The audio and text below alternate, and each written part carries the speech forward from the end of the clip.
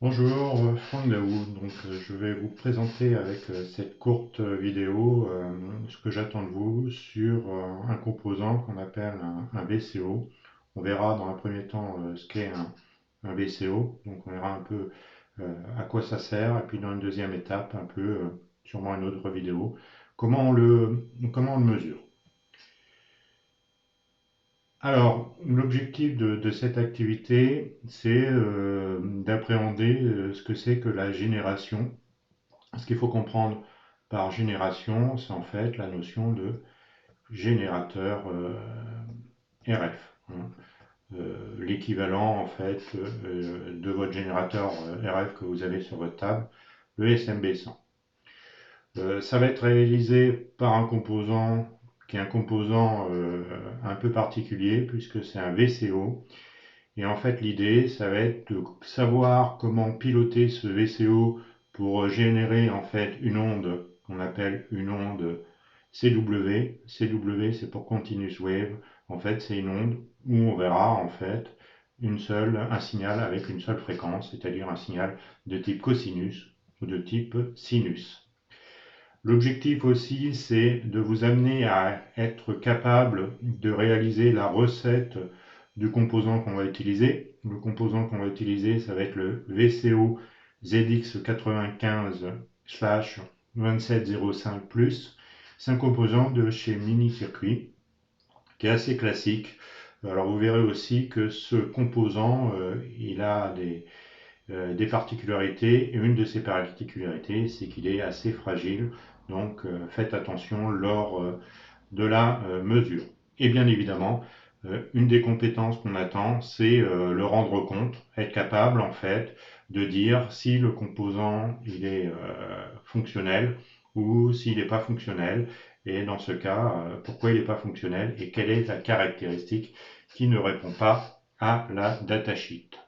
Donc voilà, ça c'est les différentes euh, fonctions que je désirais que vous êtes, que vous soyez capable d'expliquer dans votre compte rendu. Alors on va commencer je vais commencer plus exactement par vous présenter ce que c'est que la fonction génération dans un système. La fonction génération, c'est être capable de produire un signal sur lequel on va pouvoir contrôler typiquement la pulsation ou l'équivalent de sa fréquence. Alors on doit être aussi à même de régler son amplitude. Et si je règle son amplitude quelque part, ça va être aussi lié à sa puissance. Alors en fait, vous savez qu'un signal de type CW, en fait, ça va être quelque chose qu'on va exprimer comme un cosinus ou un sinus. Ça va être quelque chose en fait qui va avoir cette forme temporelle. Là, on est dans le domaine temps.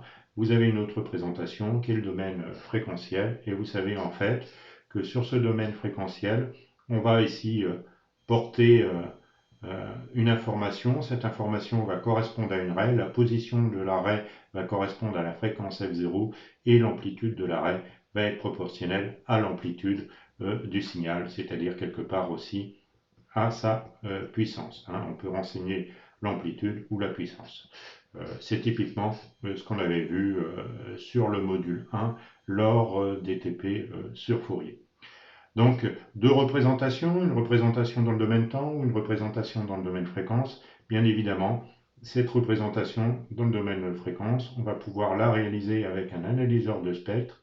Euh, la représentation dans le domaine temps, ce sera plutôt avec un oscillo. On va travailler, nous, avec des formes d'ondes qui sont autour de 2400 MHz. Donc, vous imaginez bien que la représentation temps, elle peut être compliquée. Donc, la seule représentation qui nous reste, en fait, c'est la représentation par le domaine spectral, c'est-à-dire avec une visualisation liée à l'analyseur de spectre. Alors, cette fonction de génération peut être réalisée de différentes façons. Elle peut être réalisée à partir de VCO, ce qu'on va voir, de DRO, de YIG. Donc, les YIG, c'est typiquement les éléments que vous allez retrouver dans un synthé lorsque les puissances sont importantes et les fréquences importantes, et ainsi de suite. Les clistrons, pour vous donner un exemple, je pense qu'on aura l'occasion d'en rediscuter. C'est les générateurs qu'on va retrouver en fait sur les radars. Ils vont avoir la capacité de produire en fait une puissance importante pendant un temps qui peut être limité. Alors, les composants de base généralement sont contrôlés et en fait, on va constituer avec ces éléments de base ce qu'on appelle un générateur ou un vobulateur. Un vobulateur, c'est quoi? C'est un générateur sur lequel on va faire varier la fréquence. C'est typiquement ce que vous avez sur vos paillasses. Alors, ce qu'on a exactement nous sur la paillasse, c'est un synthétiseur parce que non seulement vous pouvez faire varier l'amplitude, la fréquence, mais aussi vous pouvez jouer en fait différents types de modulation. Donc en fait, c'est un composant un peu plus complet qu'un vobulateur. Un vobulateur, c'est juste quelque chose qui va nous permettre de faire varier la fréquence en agissant par exemple sur un bouton. Hein. Bien évidemment, un synthé a la fonction vobulateur. Le SMB100 est de la classe des synthétiseurs. On va revenir plus en détail sur le VCO. VCO, c'est un mot bien évidemment en anglais. Donc en anglais, c'est Voltage Controlled Oscillator. Donc ça veut dire quoi? Ça veut dire que c'est un oscillateur qui est commandé par une tension. Alors ça veut dire quoi? Ça veut dire en fait qu'on va avoir ici une sortie RF et on va voir en fait, donc ça c'est la sortie, et on va avoir une entrée qui est une entrée basse fréquence. Alors très basse fréquence puisque en fait ça va être même une tension qui est une tension continue. Donc en fait on va fournir en entrée du composant une tension continue et en sortie le composant va nous fournir un signal RF dont la fréquence va dépendre en fait de la valeur de la tension. Typiquement, plus les tensions sont élevées, plus les fréquences, dans ce cas-là, sont faibles. Hein. Donc c'est un élément qui va me permettre de régler en fait la fréquence d'un signal en agissant sur la tension. Alors VC, c'est ce qu'on appelle la tension en fait, qui nous permet de régler la fréquence, on l'appelle V-tune. Hein. Alors vous verrez qu'il y a une autre aussi, une autre tension, c'est en fait l'intention bien évidemment d'alimentation du composant. Alors il ne faut pas confondre la tension d'alim avec la tension V-tune. C'est bien évidemment deux tensions qui sont complètement différentes. Alors au niveau de la RF, c'est un composant qui va avoir un seul port et bien évidemment c'est un composant non linéaire. Alors pourquoi il n'est pas linéaire? Tout bêtement, c'est qu'en entrée vous avez une tension continue, c'est-à-dire un signal qui a une fréquence nulle, et en sortie vous avez un signal RF avec une fréquence qui dépend justement de la valeur de cette tension.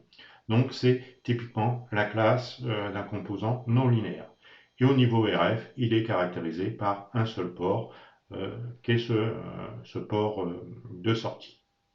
Donc pour résumer, en fait, un VCO, c'est quoi? C'est un générateur que je vais commander par une tension continue. Et en fonction de la valeur de la tension continue que je vais mettre en entrée, il va me produire un signal qui aura en fait une fréquence qui va dépendre de cette tension d'entrée. Généralement, l'amplitude est pas commandable dans ce type de système. C'est un élément actif, donc il est non linéaire, il est aussi actif. Pourquoi il est actif? Tout bêtement parce que j'ai une tension d'alimentation. Alors là, c'est une description un peu plus classique de ce que je viens de vous raconter. Vous retrouvez en fait ici la tension d'alimentation et vous retrouvez ici un générateur de tension continue qui va me permettre de faire varier la tension qu'on va appeler V-tune, qui est la tension en fait d'entrée du système. Je répète, ne pas confondre tension d'alimentation et tension V-tune. Ça a deux fonctionnalités complètement différentes. Un point qui est important, c'est que ce composant ne fonctionne que s'il est chargé, et généralement c'est sur une charge de 50 ohms. Si le système que vous avez derrière n'a pas une impédance de 50 ohms, les caractéristiques de la fréquence du signal que vous allez avoir en sortie va dépendre en fait de la valeur de l'impédance. Donc c'est quelque chose cette fréquence F aussi du VCO dépend de la valeur de RL. Donc ça c'est important d'avoir un système qui est un système adapté. Alors en fait les caractéristiques qui sont importantes, vous avez compris que un VCO, en fait en entrée, je vais avoir une tension que je vais faire varier, et en sortie, je vais avoir en fait ici un signal RF dont la fréquence F0 va varier. Donc cette fréquence en fait, je peux représenter F0 en fonction de la tension V1 et en fonction des caractéristiques, c'est soit en fait une fréquence qui augmente, soit une fréquence qui descend. Donc c'est exactement ce que vous avez ici. Vous voyez que la courbe rouge correspond à la variation de la fréquence. Alors ce qu'on aimerait bien, c'est d'avoir une variation linéaire. Là, vous voyez qu'elle n'est pas linéaire. Donc ça, c'est un des défauts du système. Les variations ne sont pas linéaires. Ici, vous avez la bande entre guillemets de tension, c'est-à-dire la variation, là c'est bien ce qu'on appelle V1. Les variations en fait de la tension que je vais mettre en entrée. Et en rouge, vous avez en fait ici Fmax, Fmin, et bien la différence entre les deux, c'est la bande de fréquence. Alors bien évidemment, en sortie, vous avez un signal RF. Normalement, la puissance de ce signal RF devrait être constante. Généralement, ce n'est pas le cas. Et c'est la courbe que vous avez ici. Vous voyez qu'elle n'est pas exactement constante. Alors ça aussi, ça sera quelque chose qui va caractériser mon VCO. Donc deux paramètres pour caractériser mon VCO. La fréquence du signal de sortie en fonction de V1. Donc ça on peut dire que c'est F en fonction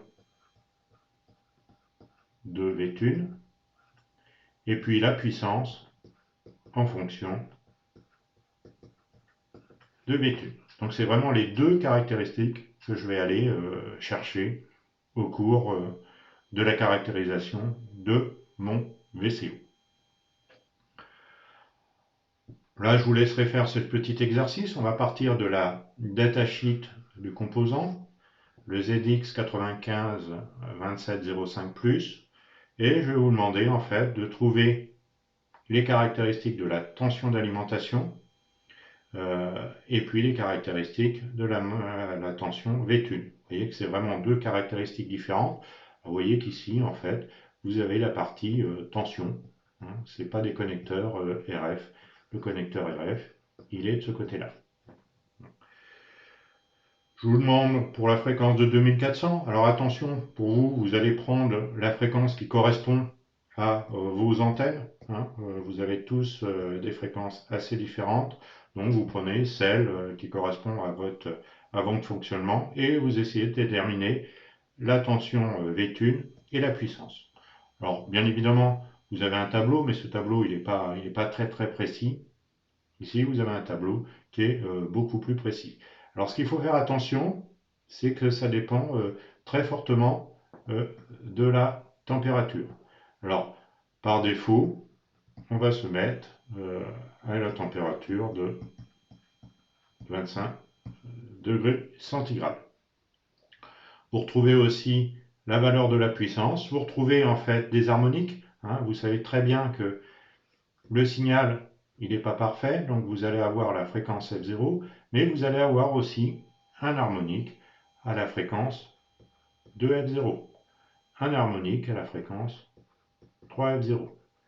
Et la différence entre la puissance à F0 et la puissance à 2F0, c'est en fait l'information qui est portée dans ce tableau. F2, bien évidemment, c'est l'harmonique du rang 2, F3, c'est l'harmonique du rang 3, F4, c'est l'harmonique du rang 4. Le pushing et le pooling. Le pushing, c'est tout bêtement la variation en fait de la fréquence de sortie pour une variation en fait de la tension d'alimentation. Si la tension et c'est pas la tension V1. Si je modifie par exemple ma tension à l'alimentation, si au lieu d'être 8 volts, 5, c'est 7 volts,5, ben, ça va modifier quelque peu la valeur de ma fréquence. Et ça, c'est indiqué par cette info. Notamment, on vous dit que, voilà, typiquement, si je prends pour un V-Tune qui est à 3 volts, et ben en fait, ça va, pour une variation de 1 volt de la tension d'entrée, ça fait une variation de 3,61 MHz. La fréquence pool, vous pourrez voir dans les définitions, hein, toutes ces définitions, vous allez les retrouver en fait dans une doc de mini-circuit. C'est la variation par rapport à l'impédance de sortie. Ce pas des choses qu'on va aller voir. Le bruit de phase et puis l'information de cet élément-là, c'est des choses que vous allez voir en radiocom. Alors on reviendra dessus au moment où vous aurez fait ça en radiocom avec Monsieur Lautru. Voilà sur la définition des différents paramètres. Quels sont les objectifs que je vous fixe en fait sur cette épée? Eh ben, ça va être de mesurer en fait les variations de la fréquence en fonction de V-Tune, c'est-à-dire en fait en finalité, je veux un graphe qui ressemble un peu à ça. Ici, je vais avoir V-Tune et ici, je vais avoir les variations de la fréquence. Généralement, ça fait quelque chose qui est à peu près droit. Si je détermine la pente de cette droite, c'est-à-dire en gros, je vais faire la différence entre V1 et V2, V1 et V2. La pente, hein, je vous rappelle que c'est tout bêtement, la différence, ça va être F2 moins F1 sur V2 moins V1. Et la pente va être exprimée en mégahertz par volt. C'est ce que vous avez en fait au niveau de cette définition. Là, vous avez en fait la variation de la fréquence avec V-Tune. Je voudrais exactement la même chose au niveau de la puissance. Donc je fais varier en fait ma tension V-Tune et je mesure les différentes valeurs de puissance. Là aussi, vous pouvez aller chercher les valeurs harmoniques. Alors attention, vous allez utiliser un analyseur de spectre. Attention avec cet analyseur de spectre, il ne faudra à aucun moment démonter en fait le DC bloc et l'atténuateur.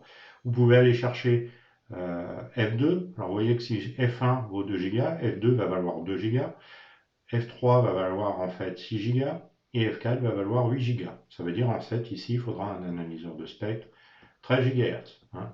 Tout le monde n'aura pas forcément un à sa disposition, donc à vous de vous arranger. Et puis pour ceux qui ont un peu de temps, essayez de voir comment on peut mesurer le pushing, le frequency pushing. Vous l'avez aussi, vous avez une explication en fait sur notre Moodle au niveau de cette définition. Et bien évidemment, ce que j'attends de vous au bout, c'est un document de recette hein, où vous me dites OK, pas OK, et vous justifiez toutes vos mesures. Bien évidemment, il faut une introduction, bien évidemment, il faut une conclusion, bien évidemment, il faut que votre mesure soit traçable, c'est-à-dire que si je la redonne à un de vos camarades, il faut qu'il soit capable de faire exactement la même mesure. Donc référence de tous les appareils de mesure et le réglage. D'ailleurs, c'est un point sur lequel je vais insister sur le dernier slide que vous avez là. La démarche en fait qu'il faut faire à chaque fois que j'ai un composant, c'est vrai pour le VCO, mais ça sera toujours vrai, c'est au début d'analyser les spécifications du constructeur. C'est-à-dire en gros essayer d'avoir un gabarit, c'est-à-dire une idée des valeurs qu'on doit observer. À partir de là, il faut trouver un protocole de mesure. Donc en fait, vous posez la question de quel appareil et quel composant je vais utiliser. Là, typiquement, il y a deux types d'appareils qu'on pourrait utiliser, un analyseur de spectre ou un power meter. Ça, c'est pour mesurer en fait la fréquence et la puissance du signal de sortie. Et bien évidemment, en entrée, je vais avoir besoin d'avoir une alimentation stabilisée sur laquelle je vais pouvoir faire varier la tension. Et la tension doit varier entre V1 et V2.